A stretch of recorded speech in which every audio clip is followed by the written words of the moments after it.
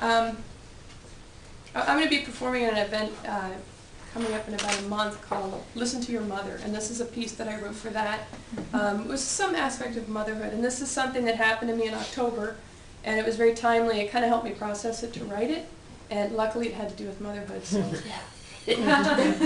it's called The Baby Maker. We cut here, here, here, here, and here, the doctor said, slicing his finger across the illustration, a relentlessly full-color rendering of the human female reproductive system. The picture sprawled over 2 pages of the book he'd pulled from his office shelf and laid open in front of me. It probably wasn't called the Big Pop-Up Book of Uteruses, but that's how I remember it. For months, my body had been sending me signals that something wasn't right. In keeping with my lifelong practice in these matters, I ignored them. This strategy had worked just fine until earlier that day when, after dressing to take our daughter to orientation for her new school, I stood up and hemorrhaged. And so here I was in my OBGYN's office after a harried crosstown drive, perched on a beach towel and a maxi pad the size of a futon. I was whisked into an exam room where the ultrasound machine sat humming, a tube of lubricant at its side. At the table, the stirrups were empty, ready for the next cowgirl. There's your problem, the doctor said, eyes on the ultrasound's monitor as he gently shifted the condom-clad probe inside me. I craned my neck around and saw him marking something in a cloudy gray field with little electronic plus signs. I squinted at the image on the screen, trying to make out what shape he saw so clearly. I wanted to see it to understand what had appeared in my body, but honestly, the grainy image looked like a blow-up of a Cold War-era spy satellite photo. Apparently, those pesky Cubans were hiding their missiles in my womb. My doctor started taking measurements on the screen, glowing dashed lines that crisscrossed the mysterious expanse. I remembered those lines. They'd been drawn across the tiny beginnings of our 2 children.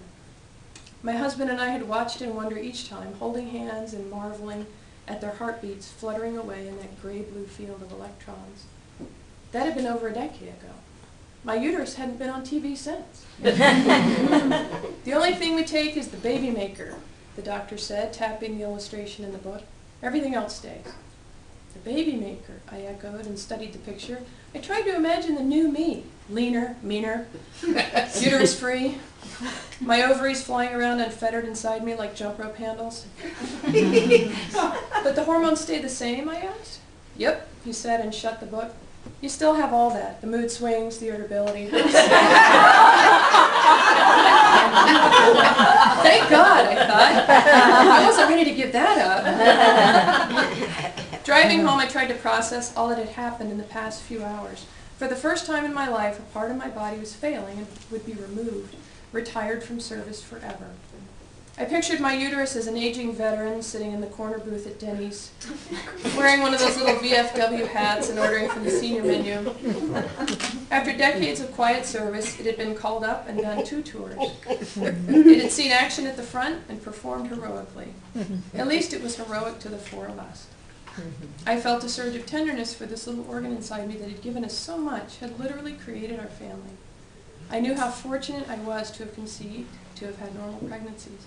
I also knew how devastating the doctor's news could have been. I was losing a part of my body, but what remained was healthy and safe.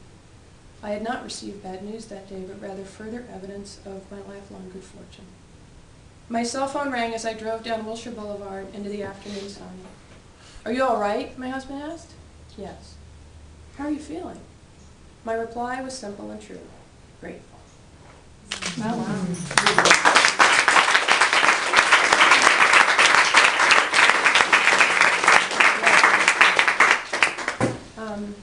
And then this is something that I wrote for McSweeney's. And I just had, it's based on another real life incident. And I had such a good time writing it. So I wanted to end with this one.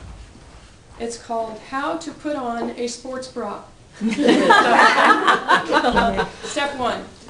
Approach the sports bra with confidence, secure in the belief that you will wear it.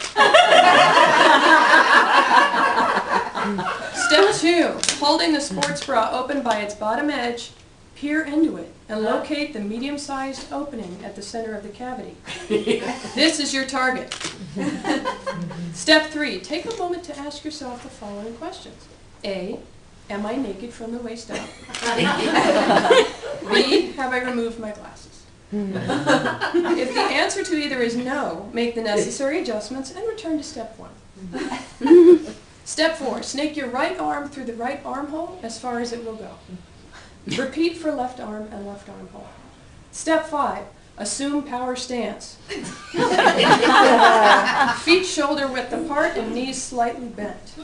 Hook your thumbs into the sports bra's bottom edge elastic and pull it out in front of you as far as possible. Note, do not let go. Step 6, in one deft motion, pull the elastic toward you and over your head. If you have martial arts training, this would be a good time to release your battle cry or ki-oi! Step 7, you should now be standing with your arms pointing skyward, the sports bra encircling you at chin level, binding your biceps to your ears. Step 8, remain calm. Visualize yourself wearing the sports bra while engaged in a pleasant activity, such as not watching Jersey Shore. Step 9, cross your arms in front of your face, grasp the bottom of the sports bra, and begin tugging it down to your chest. This process should take 2 to 25 minutes and can be streamlined by the removal of one of your arms. Advanced yoga practitioners only. Step 10, if you have followed steps 1 through 9 correctly, the sports bra is now strapped across the rise of your bosom, compressing your breast downward to the point that you can see your pulse in your areolas. Step 11, resume power stance. Holding firmly to the bottom edge of the sports bra, pull it away from your body in a downward arc until it grazes your kneecaps. Then with a scraping motion, drag the sports bra upward along the front of your body, capturing all excess flesh in its path. Step 12, when the bottom elastic reaches the desired altitude on your rib cage, release it. Then while holding the top of the sports bra away from your body with one hand, plunge the other hand into the sports bra to distribute and align its contents, which should include both of your breasts. Note, if you are unable to locate 2 breasts in the sports bra, do not become alarmed, as they are likely nearby. Remove the sports bra, see how to take off the sports bra, and return to step 1 of these instructions.